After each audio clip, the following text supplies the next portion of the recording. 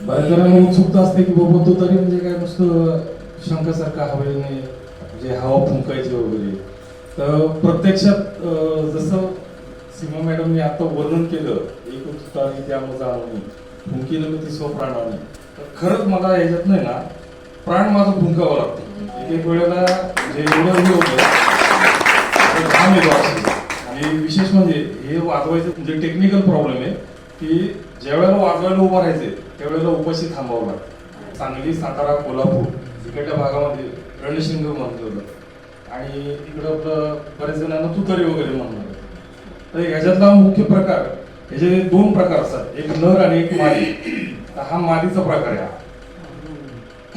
ह्याची ही जी तोटी, ही तोटी हा ह्याच्यामध्ये लाख भरलेली असते. जे महिलांचं जुने दागिने त्याच्यात लाख भरलेली असते. लाख आणि सुवर्ण भस्म हे याच्यामध्ये एवढ्या याच्यात भरलेलं असतं आणि हे एवढं छिद्र आहे. बऱ्याच जणांना म्हणजे माचीच्या काडीसारखं छिद्र छोटस दिसत. या ह्याच्यातनं तो आपल्याला जे एक प्रकारची डेन्सिटी या मेटलला दिलेली असते. आणि हा प्रकार म्हणजे आधी छत्रपती शिवाजी महाराजांच्या काळातला तेव्हापासून हे जे वाजवण्याचे मुख्य प्रकार तीन आहेत, हाळी, आरोळी आणि लालकार. तर हाळी म्हणजे काय प्रकार होता की ज्या वेळेला महाराजांचं आगमन व्हायचं, थोडक्यात आत्ताच उदाहरण देतो, ज्या वेळेला कोर्ट न्यायालयाचं कामकाज चालू असतं त्यावेळेला शिपाई एक विशिष्ट आवाज येतो, हुशियार, कुणी बोलू नका. जेणेकरून म्हणजे जज साहेब ज्या वेळेला त्यांचं से चालू असतो किंवा दोन वकिलांचा से चालू असतो तर त्यावेळेला कुणीही बोलू नका, जज साहेबांचं आगमन होते. तर त्यावेळेला हाळी हा प्रकार वाजवला जायचा पूर्वी. तर त्याचा एक छोटीशी झलक दाखवली.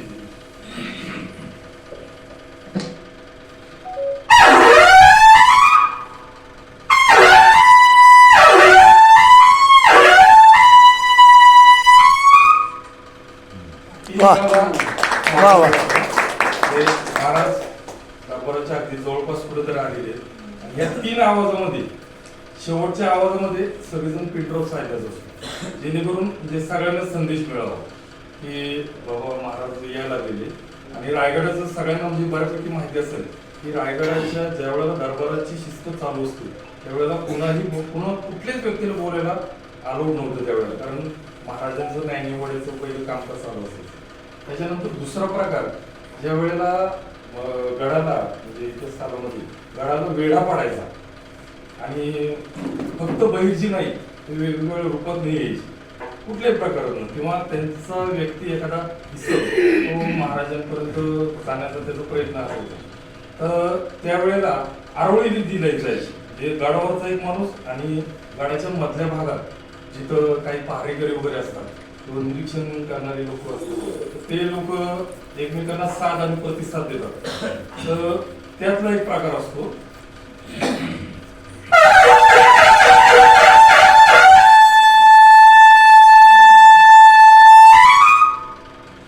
याच्यातनं पहिले जे तीन प्रकार 3 वेळा वाजवलं तर याच्यातनं मी माझ्या सहकार्याला साथ दिला. कोणतरी व्यक्ती, संशयित व्यक्ती खाली दिसतोय, तो कोण आहे थोडं जरा त्याचं निरीक्षण करा आणि वरती वर्दी द्या. पहिलं 3 वेळा वाजवलं त्याच्यात तो अलर्ट झाला. नंतर जो 3 प्रकार वाजून नंतर जो मी शेवटचा प्रतिसाद दिला की अलर्ट आहे, मी सावध आहे आणि सदर व्यक्तीला मी ओळखलेला आहे, हा महाराजांपर्यंत पोहोचला पाहिजे, त्याच्याकडे काहीतरी निरोप. आणि तिसरा प्रकार म्हणजे हाळी, आरोळी आणि ललकार. तर ललकारी म्हणजे कशासाठी असते, आता सध्याचं उदाहरण सांगतो. एखादे बाबा वादविवाद वगैरे चालू आहे किंवा भांडण वगैरे झालं, एखाद्याला आपण म्हणतो तू खाली, तू माझ्या समोर ये, तुला बघतो मी. तसं त्यावेळेला महाराज ज्या वेळेला खिंडीमध्ये एखाद्या शत्रूला अचानकपणे गाठायचे, गोरीला अटॅक त्यांचा चालू असायचा, तर त्यावेळेला म्हणजे एक प्रकारे असं वेगवेगळा आवाज केला जायचा की जेणेकरून तो शत्रूचा गोंधळ पाहिजे, आवाज येतोय का पूर्ण. कारण खिंडीतला भाग हा असा असतो की म्हणजे ध्वनी इकडे तिकडे असं पसरत असतो, इको साऊंड असतो. आणि त्याच्यामुळं माणसांना म्हणजे लोकांना कळतच नाही. फक्त महाराजांच्या आर्मीला माहित असायचं की बाबा कोण कुठल्या ठिकाणी बसलेले किंवा ह्या ठिकाणी बसतो, तर तो प्रकार असतो. तर तो लालकरीचा प्रकार वाजून जातो.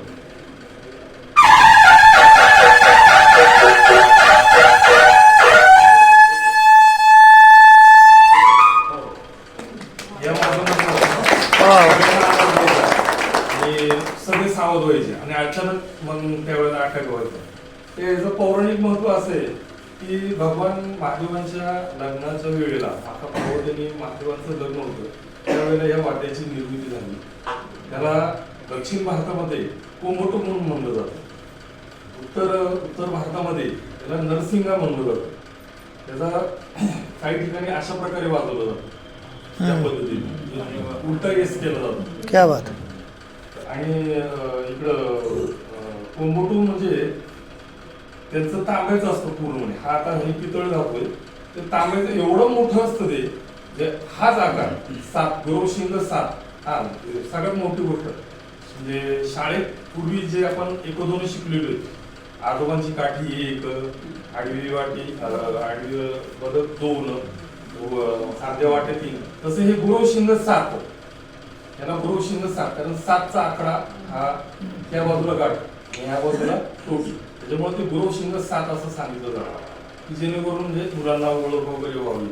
तर पूर्वीच्या यातलं जवळचं अजून एक पुण्याचं उदाहरण सांगतो. महाराजांचं ज्या वेळेला पुण्यातलं सर्जिकल स्ट्राईक झालं होतं लाल महाराजांच्या तर त्यावेळेला हार्डली एक 20 मिनिटातच त्यांनी शाहिस्ते खानाची बोटं छाटली आणि महाराज तिथून पसार झाले थेट सिंहगडापर्यंत पोहोचले. तर एवढ्या कालावधीत महाराजांना एवढ्या अंधारात कसं काय कळालं असं की आपण जी ही चिन्नेसीची गोष्ट की त्यावेळेला या शिंगाच्या माध्यमातून एकमेकांनी 7 प्रतिसाद दिला.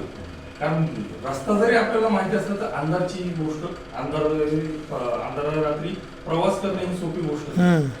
त्यावेळेला लोकांना म्हणजे 7 प्रतिसादाच्या माध्यमातून महाराजांनी तिथनं सिंहगड गाठला. सिंहगडावरून मधल्या वाटेतनं त्यांनी राजगडावर जाण्याची तयारी केली जेणेकरून पुढे खाली कोकणात उतरले.